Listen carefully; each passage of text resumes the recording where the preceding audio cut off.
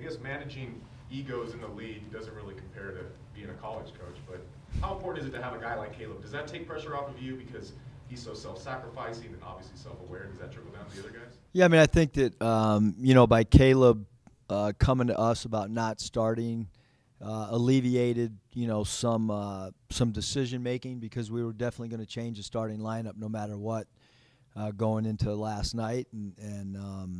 But it also shows the type of character. Like, he recognizes that he was struggling, and he's out of his slump, I would say. Do you anticipate using the same starting five? Or? No, I think we'll change again. I really do. I think that, for that particular game, that was probably the best lineup to go anyhow. And then coming off of a loss like we had at New Mexico, we're going to make a move if we play that poorly. And we played good. We played good against San Jose State, but I still think that we'll probably tinker and obviously giving Corey a start really helped his confidence. You tinkered, your first 3 years here. Do you feel like that's a beneficial thing? Not to keep guys on notice or anything like that, but you always said you got to earn your minutes, and this kind of shows that if you're going to rotate that starting five. Yeah, I think like after a loss, you got to jolt your team, and I think there's a little bit of the reason that we've not had losing streaks is because we don't just say, oh, it's just one loss. We react immediately to what we think is a problem, because if you lose, it's a problem. And I think our guys kind of expect it and know it as well.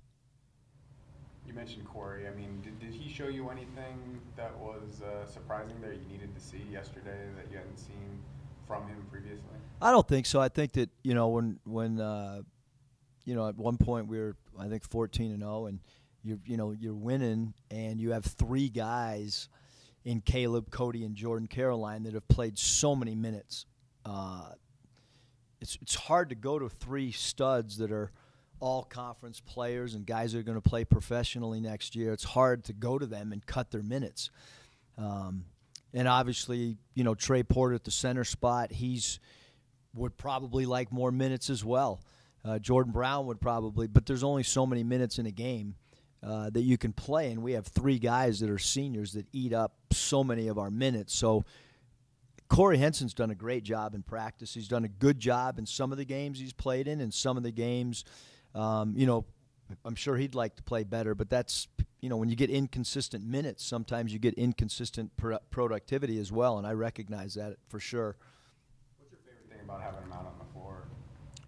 Seems like a common force. You kind of know what you're going to get from him. Yeah, I mean, I think the biggest thing with Corey is probably the fact that he's a threat. Like, the other teams might not know it based on the numbers this year, but in practice he's if not our best shooter, one of our best shooters, and so we feel like when he lets a shot go that it's got a really good chance of going in the basket. And he's also a good dribble penetrator as well. It's not like he's one-dimensional, and he gives us another ball handler on the floor. So obviously Cody handles the bulk of it. Caleb's played a lot of point guard for us, and now you add Corey. And then when Jordan Caroline's at the 3 or the 4, he gives us a great ball handler at that position. So we feel like ball pressure and things like that are not going to affect us at all when we have those lineups out there.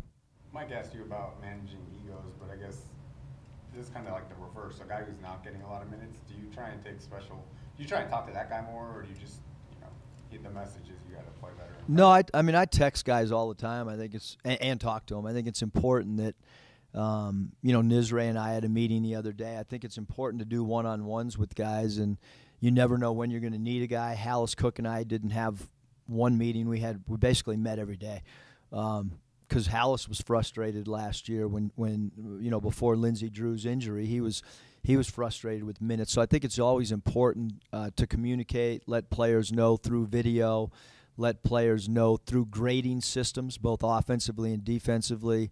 Like Synergy is, I don't really know who's coding Synergy and stuff, but our defensive ratings are basically the opposite of Synergy. And so there's so many things that go into grading systems on both sides of the basketball that you'd have to know a team's scheme to know how to grade somebody, because Synergy doesn't know how we're playing the post defense, so I'm not sure. I don't know how Synergy grades a guy defensively if they don't know if we're fronting the post or playing behind the post or if we're supposed to dig. And so I bring that up just because, our guys know where they stand, because when we go to practice today, they're going to get a grading system on both sides of the ball on where they stand. And I think our assistant coaches do a phenomenal job of spitting information out to our guys, whether it's video clips of a late rotation or a rotation that they closed out too hard to a non-shooter or didn't close out hard enough to a shooter. I think all those things, are important. You guys had 2 of the top 10 plays yesterday on SportsCenter. Are those still kind of like pinch-me moments for you to see the Wolfpack on that stage? Dun-a-nut. I think it's really cool, for our guys. And I didn't know that it was on, and Matthew Muss in Danville, California, hit me right away that, Dad, not only did we get 1, but we got 2. That's hard to do in a night when there's a lot of stuff going on. There's a lot of big NBA games last night when you think about the Bucks and the Rockets playing, and a lot of great college games, last night. And to think that, there's 10 plays picked on a given night and we had 2 of them is really awesome. What do you think of the Bulldogs? Really good team. Coach Hudson's done a great job with his team. Great guard play. A lot of guards who can score the ball. Obviously, Braxton Higgins is a great shooter. You look at, Blackwell at the point can shoot the ball. New Williams off the bench in Auburn transfer who can shoot the ball and left-handed. Bittner's like a glue guy for them and does a really good job. And, obviously, Deshaun, Taylor's a guy that everybody in the league has had problems trying to guard him. He's a great competitor. They're really well coached. They got great athletes, and they have great shooting.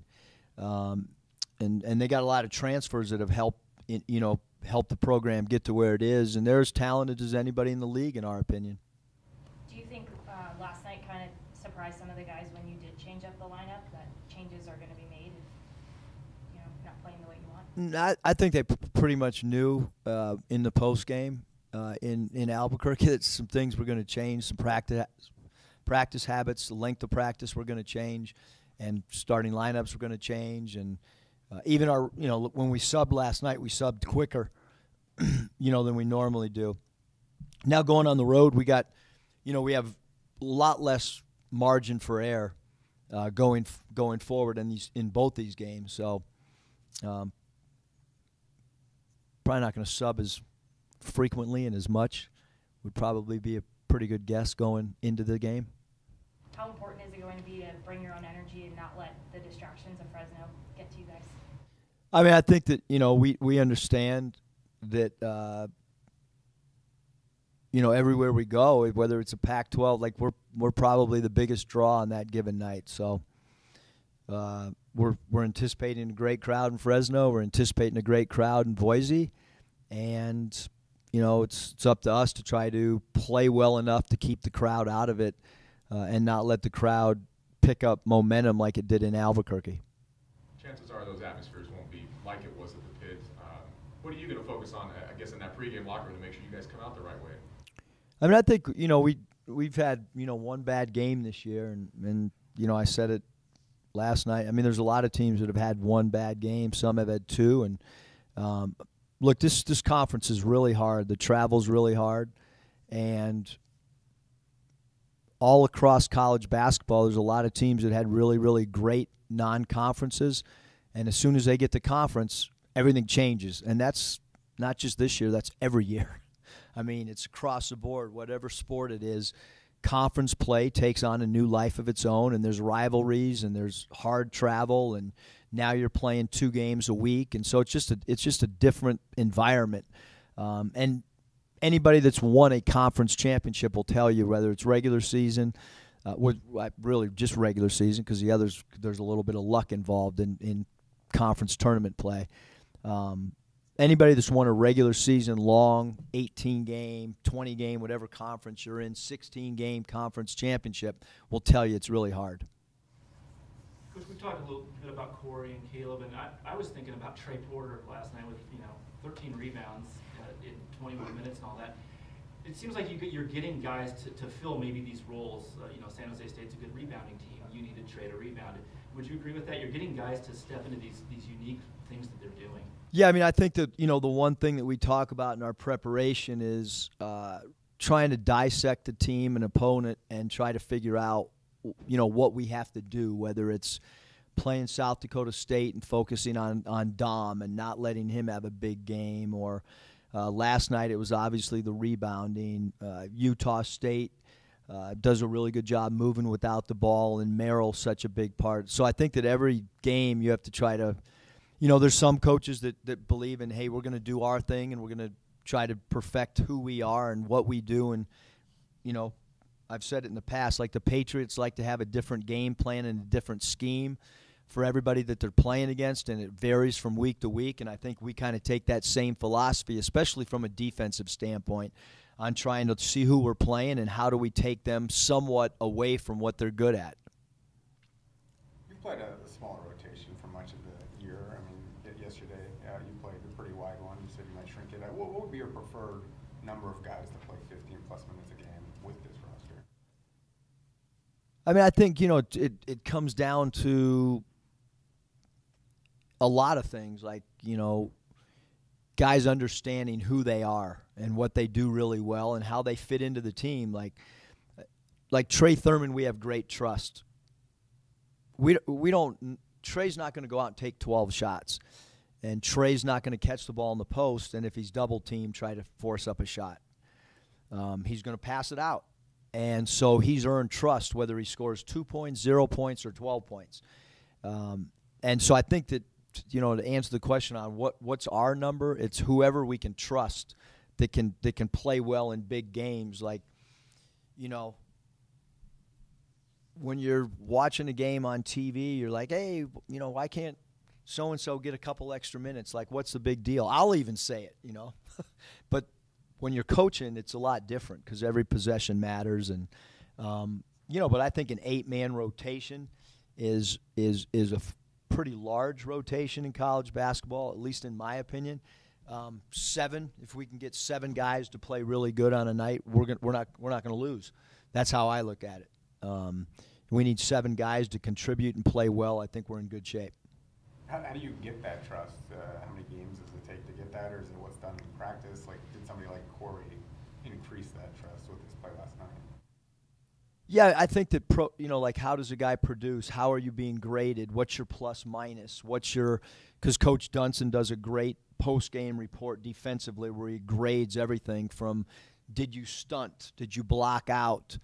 And so when you start seeing a guy create a niche for himself on switching on pick and rolls, are you doing a good job not giving up a 3-ball? All these little things. And then we grade guys offensively and then we have an effort grade. I think that, that's how you by producing, and it's not what the general fan sees. It's not based on points or rebounds or assists. Can a guy get us extra possessions through loose balls or taking a charge? Those things matter. When the ball's loose, who gets it? So I think there's a lot of things and then obviously, like Henson can shoot the ball, so he gives us another threat to the opposing team. And so I guess it's a combination of a bunch of stuff. Fresno obviously went through a coaching change. How do they play a lot differently? I know a lot of the names are pretty similar, but I mean, how different do they play with Rodney gone and with Justin? I think both guys are great coaches. I think Coach Terry did a great job. His teams were always tough. And I think the same thing with Coach Huddy. I think that they're tough. They're a tough team. So I look at them as each coach puts his own imprint on the team, and they'll press a little bit. They up to this point they've played a lot of man. We'll see what happens. When we play, whether we see another zone or whether they play man, but they're well coached. They know their roles. You can see that. And he's a defensive-minded coach that at San Diego State, he had a reputation of really being the guy behind their defense, and they're certainly a good defensive team and a great offensive team that can really shoot the 3-ball. There's no secret that Caleb's played a lot better in the second half than the first half. I mean, is that just a coincidence, or is there something I think our yeah, I mean, I think that it's last night I think it was a confidence thing. And he and I were texting last night. Like, I love him. I believe in him. If he goes 0 for 10, my sister might say, why is he taking an 11th shot? And it's because I love him and believe in him. And I think he's going to come through for us. And so I know, fans and people can say that, we need to improve our shot selection and all that. And I agree. I think we do have to improve our shot selection. I think we took great steps in the second half of that. But having said that, the madness is kind of the beauty of it too. That's kind of who we are. And, there's a certain group of guys on our team that I really believe in, and those guys play really good in big moments because of the belief and because they're not looking over their shoulders at the bench and wondering how the coach is going to react, or are they going to get pulled out of a game if they take bad shots. You mentioned yesterday Jazz was a little under the weather. I mean, I guess how are all your guys heading into this game as far as health or sicknesses and stuff? No, just because of the nature of it. I mean, we're worried about two guys health-wise. Not necessarily sickness, but like I said, it's been going on since before the New Mexico game. Couple players will not be able to practice today at all due to injury. And, you saw Jazz last night. I mean, he held his shoulder and after a missed shot. And so we are concerned about the health of our team. But we were concerned going into last night. And I thought maybe over time since the New Mexico game that we'd be really healthy, but I'm not sure we are right now. But I think there's a lot of teams right now across college basketball that have guys that are injured, and we were fortunate that everybody played against New Mexico. I didn't know if that was going to be the case going into that game, but everybody suited up and tried and gave it a go, and so we'll see, just because we still have 48 hours before a game. Who are the players and what are their helmets? I mean, the only one that I'd really like to talk about is just Jazz, and so he's getting some medical stuff done today, and then we'll just kind of go from there. The shoulder he had surgery on? Yeah. Yes. Yep. Is that worse than the left one because he's a right-handed shooter, or does it not really matter? I think as a player, you don't want any, because he gets hit with screens and he's gotten hit in the backcourt a couple times. That's jolted him pretty good, but hopefully we'll be ready to roll. And if guys can't practice or can't play, then make the most of it with who's there. Regarding the Zach Worm situation, did you have to address the team and kind of remind them that, hey, nobody's invincible out here? Yeah, I mean, we always address our team about classroom stuff. We address our team about off-court. We address our team about on-court stuff. It's the job of a college coach in any sport to always be educating, to always use life lessons. So certainly we talk to our team on a daily basis on a whole variety of things that are going on in the world, things that are going on with our team internally, to try to help them prepare them for the real world. I mean, winning and losing is really important, but our biggest job is how to get them ready to conduct themselves in life once they're no longer part of this university. Fresno's been a tough place for Nevada to play for like 2 decades. They don't have huge crowds. It's not like it's overly raucous. Why do you think, outside of that, you usually have good teams? Why is that such a difficult place to play? I think that's a big thing, Chris, is they have good teams that are competitive. They've been well coached.